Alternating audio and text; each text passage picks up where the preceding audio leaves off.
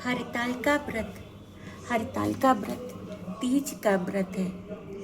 ये भादो मास शुक्ल पक्ष की तृतीया को मनाया जाता है।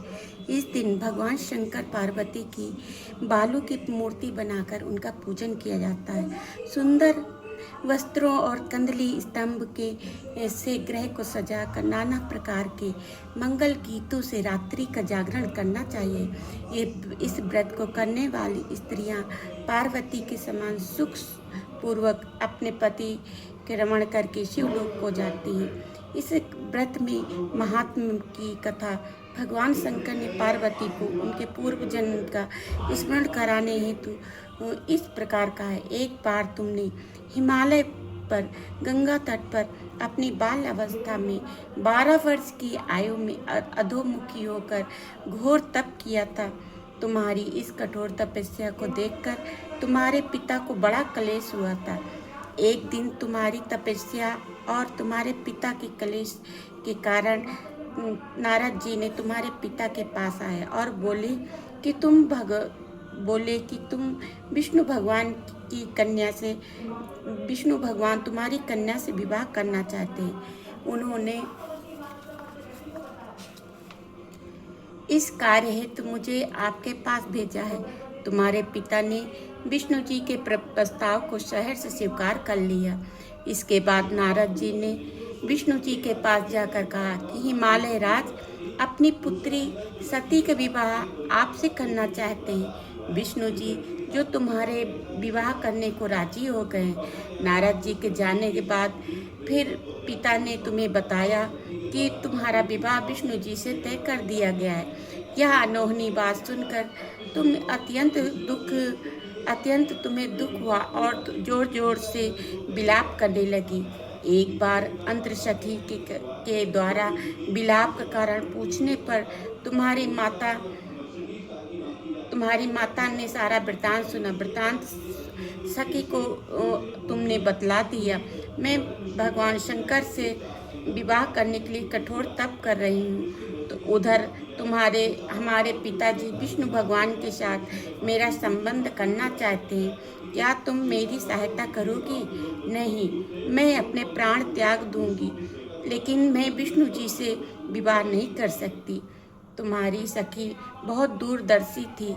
वह तुम्हें एक घनघोर जंगल में ले गई। इधर तुम्हारे पिता तुम्हें घर में ना पाकर चिंतित होने लगे।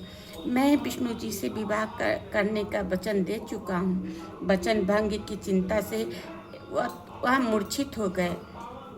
इधर तुम्हारी खोज होती रही और तुम सहेली के साथ नदी के तट पर एक गुफा में मेरी तपस्या करने में लीन हो गई। भाद्रपद शुक्ल की तृतीया को हस्त नक्षत्र में तुमने रेत का शिवलिंग व्यवस्थित किया, स्थापित करके व्रत किया और पूजन तथा रात्रि जागरण भी किया। तुम्हारे इस कठिन व्रत से मेरा आसन डोलने लगा, मेरी समाधि टूट गई। मैं तुम्हारे पास तुरंत पहुंचा और वहां वर मांगने का आदेश दिया। तुम्हारी मांग तथा इच्छा अनुसार तुम्हें मुझे अर्धांगिनी के रूप में स्वीकार करना पड़ा। तुम्हें वरदान देकर मैं कैलाश पर्वत पर आया। प्रातः होते ही तुमने पूजा की समस्त सामग्री को नदी में प्रवाहित करके सहेली सहित व्रत का पारण किया। उसी समय तुम्हें खोजते हुए हिमालय राज उस स्थान पर पहुंच गए। बिलखते हुए तुम्हारे घर छोड़ने का कारण पूछने लगे। तब तुमने उन्हें बताया कि मैं भगवान शंकर को अपने पति के रूप में वर्ण कर चुकी हूँ, परंतु आप मेरा विवाह विष्णु जी के साथ तय करना चाहते थे, इसीलिए मुझे घर छोड़कर आना पड़ा।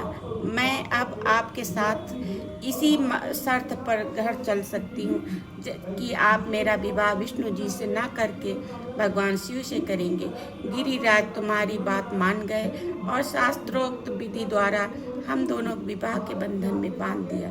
इस व्रत को हरितालिका इसलिए कहते हैं कि पार्वती जी की सखी ने उसे पिता के घर से हर कर घनघोर जंगल में ले गई थी, अर्थात हरण हरण करना, और आलिका अर्थ सखी सहेली यानी हर तालिका व्रत अलंकृत।